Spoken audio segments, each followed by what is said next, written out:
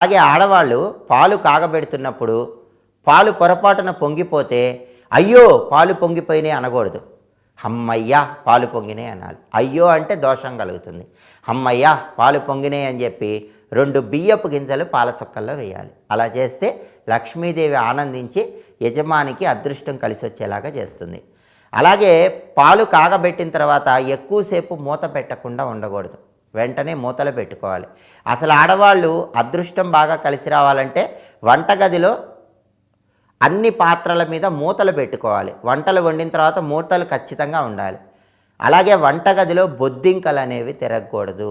ఏ ఇంట్లో అయితే వంటగదిలో బొద్దింకలు తిరుగుతూ ఉంటాయో ఆ ఇంట్లోకి జ్యేష్ఠాదేవి దరిద్ర దేవత ప్రవేశిస్తుంది. కాబట్టి వంటగదిలో బొద్దింకలు లేకుండా ఆడవాళ్ళు జాగ్రత్తగా శుభ్రంగా ఉంచుకోవాలి. పాత్రల మీద మూత పెట్టాలి. అలాగే ప్రతి శుక్రవారము కూడా రాత్రిపూట ఆడవాళ్ళు గిన్నెలో ఒక ముద్ద అన్నాన్ని